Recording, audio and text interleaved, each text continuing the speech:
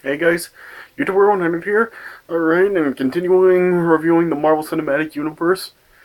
Now here's my review of Captain America, the First Avenger.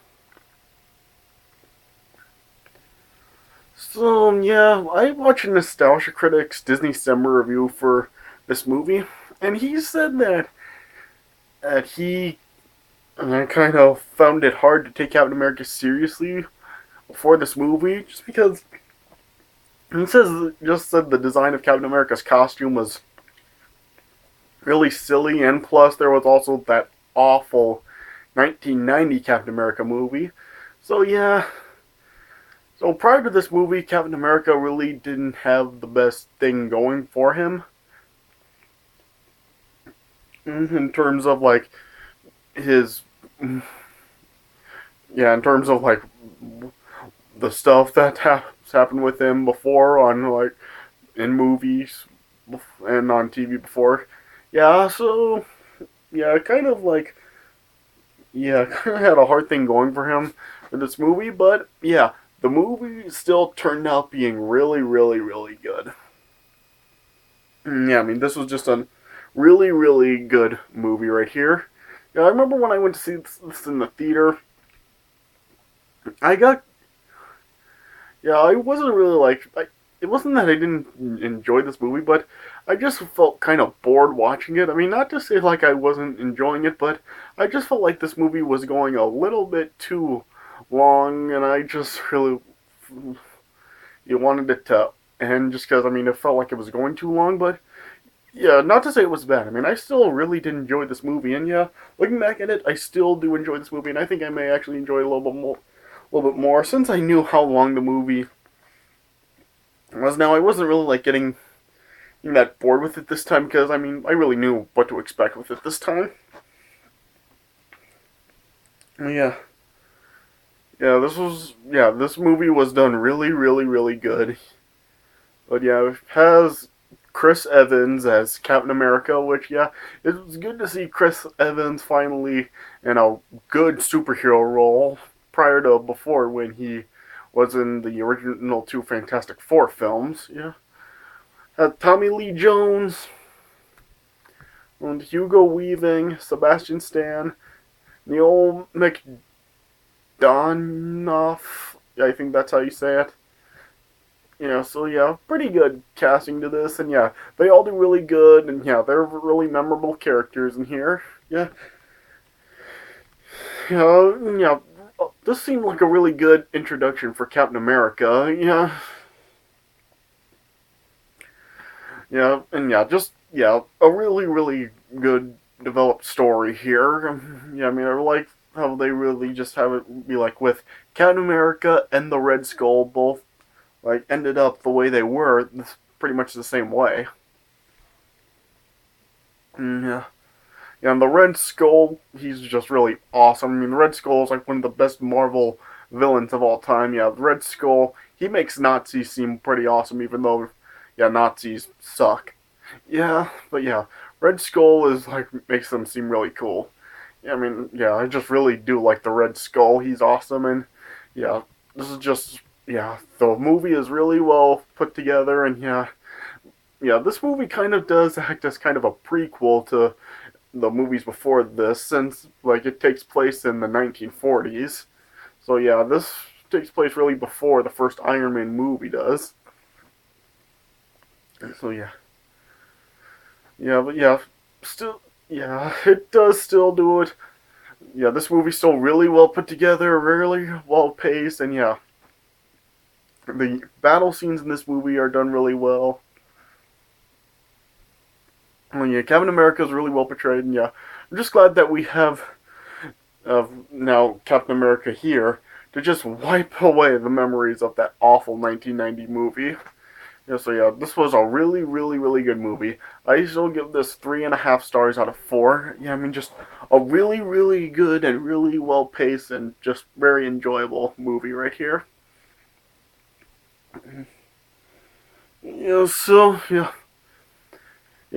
Let me just get right into it. Yeah. So the movie actually starts off, with The scientists in the Arctic, they find a frozen object that has a red, it's red, white, and blue. Ooh, that's actually in the cockpit of a like broken down plane. Then it cuts back to 1942 in the town of Tonsberg, Norway. Is that how you say it? Yeah. With Johann Schmidt, aka the Red Skull, the Nazi officer. And yeah, they're trying to steal well, uh, an object known as the Tesseract, which actually has some like unknown powers to it. And yeah, and in New York City, there's Steve Rogers, who's a really small, all skinny guy. Basically, he's like Sheldon Cooper, really. Yeah, and he gets rejected from World War II recruitment due to health and physical problems that he has. Yeah.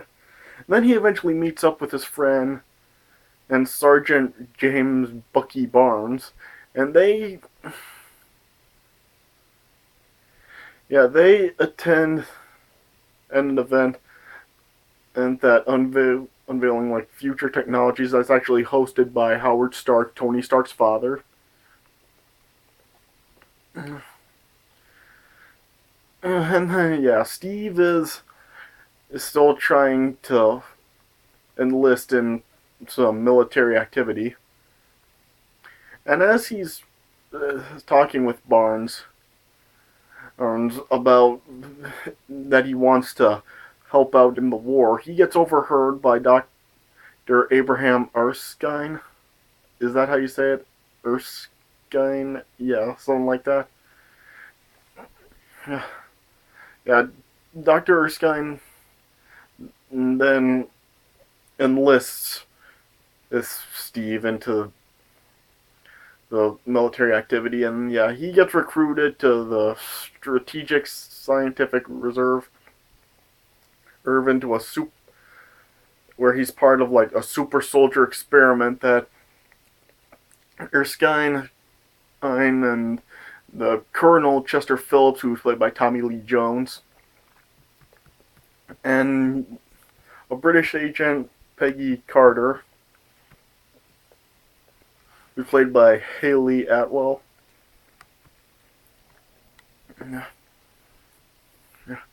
And yeah, Colonel Phillips, he doesn't really see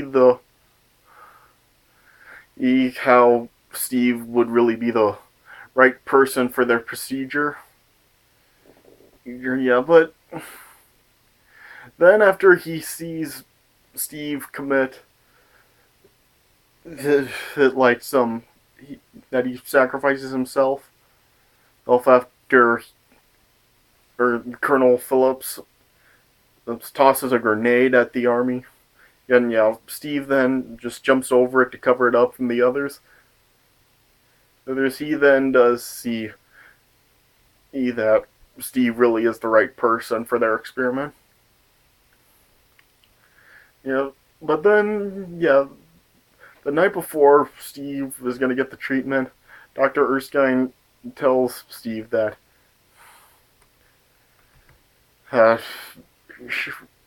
Officer Schmidt it experienced like an imperfect procedure of the same experiment, and yeah, he suffered some side effects himself.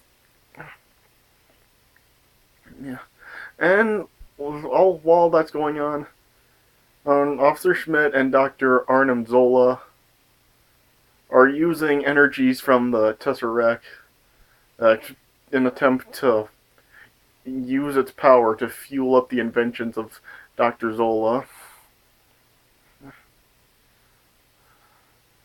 Yeah, and eventually Schmidt finds out where Dr. Erskine is, and yeah, he sends out an assassin to kill him.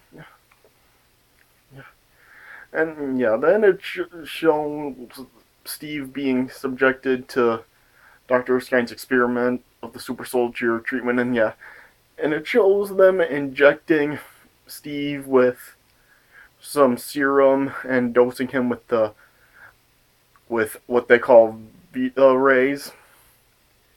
And yeah, as the procedure was commencing, and as it was in progress, Steve was heard screaming, and yeah, Dr.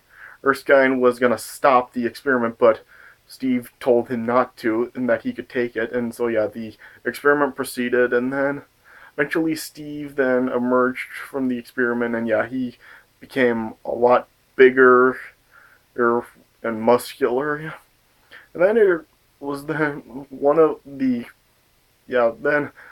of Schmidt's assassins was then revealed. Well, then he was posing as one of the attendees, and yeah, he killed Dr. Erskine. And yeah, and this assassin was Heinz Kruger rather, not Hans Kruger. Yeah, and after Dr. Erskine dies, Steve then went after Kruger on his own, and yeah, chased him first in a taxi cab, and then yeah, eventually caused him to crash, and yeah, Kruger was holding a kid hostage to prevent Steve from coming after him. But then yeah, after he ran out of bullets in his gun, he then just threw the kid in the water. And yeah, Steve then chased after Kruger some more. And yeah, Kruger was in a submarine, and then yeah, Steve eventually captured Kruger. And yeah, as Steve was trying to interrogate Kruger, Kruger then just committed suicide by ingesting a cyanide capsule. Yeah. And then, yeah, and then U.S. Senator decided to have Steve tour around the nation, as Captain America in just a colored costume, and and it showed Steve as Captain America, but just as a performer, not really a hero yet. Yeah, and it showed him just touring around the nation, Asia, and various places. And while Steve is touring around Italy, he then learns about Bucky's unit being missing in action during a battle against Schmidt's other forces. And yeah, Steve is refusing to believe that Bucky's dead, and so yeah, he has Peggy and Howard Stark or go behind enemy lines and in a rescue attempt. And yeah, they then infiltrate Schmidt's fortress, and yeah, they free Bucky and the rest of the prisoners. And yeah, then Steve then is confronted by Schmidt, and then it shows that his human face is just a mask, and then he removes it and reveals he's the Red Skull.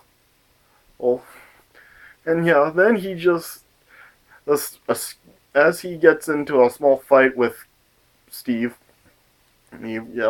Schmidt then just flees, and yeah, Steve and the freed soldiers just return back to the base.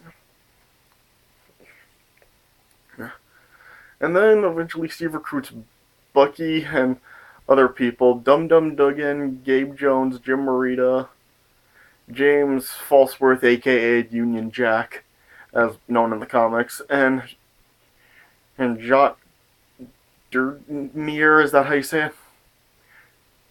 it? To attack all of Schmidt's bases. And then yeah, Howard Stark then outfitted Steve in some more advanced equipment for his Captain America suit, which is most notably the shield that's basically made from indestructible metal. And then yeah, Captain America and the team then and attacked Schmidt's its operations, and then yeah, then they eventually capture Dr. Ola, but yeah, Bucky ended up falling from the train they captured him in, and yeah, he ended up dying. And then yes, Captain America uh, discovered final where Schmidt's final stronghold is. And yeah, he then led an attack to stop the Red Skull from using his weapons on other cities around the globe. Yeah, and the Red Skull tried to escape in a plane, but yeah, Captain America ended up climbing aboard as the plane was taking off, and yeah, and Captain America and the Red Skull were well, got into another battle on the plane. And then Captain America ended up damaging the Tesseract's container, and yeah, as the Red Skull was holding onto the Tesseract, he just ended up like dissolving into a bright light, and yeah, he just ended up, yeah, he was just gone after that. Yeah. And then the Tesseract just ended up falling right down to the floor and burn right through the plane, falling and out down to the earth. And yeah, Steve tried to take control of the plane, but he realized that there really was no way to land it without risking the weapons detonating. So yeah, Steve ended up crashing the plane down into the Arctic. Yeah, and then Howard Stark later on recovers the Tesseract that landed down on the ocean floor, but he wasn't able to find Steve or the plane. Yeah, Steve's presumed dead. Yeah, but then, then later on, Steve then and wakes up in a hospital room that's like made 1940 style. And yeah, he was not aware that he has actually been out for almost 70 years. Yeah, and yeah, Peggy, he like tried to talk to him, but yeah, yes, he tried to talk to him, but yeah, he wasn't like listening. Guess he didn't realize what was going on, and then other agents tried going after him, but Steve fought them off, and then yeah, he fled outside and he found himself like in the current Times Square, how it looks now. And yeah, he then gets approached by Nick Fury once again. And yeah, Nick Fury tells Steve what has actually happened about him being asleep for almost 70 years. And then yeah, then the movie cut to credits, and at the very end of the credits, it said Captain America will be back for the Avengers. And then yeah, and of course after the credits, it showed Steve training in a gym, and then yeah, Nick Fury approached him again, and yeah, he just proposed a mission to him about worldwide ramifications, and then yeah, it then showed a small trailer for the Avengers before the movie ended. So yeah, the Avengers would be the next movie. Alright, but yeah, like I said, 3.5 stars out of 4. Yeah, this is a pretty enjoyable film right here, yeah. Yeah, like I said, I probably did enjoy this more than I did when I went to see this in the theaters, just because, yeah, like I said before, or since I knew like how long the movie was now, I really knew what to expect with it. So yeah, definitely a really enjoyable movie. And yeah, and yeah, next up is the big one.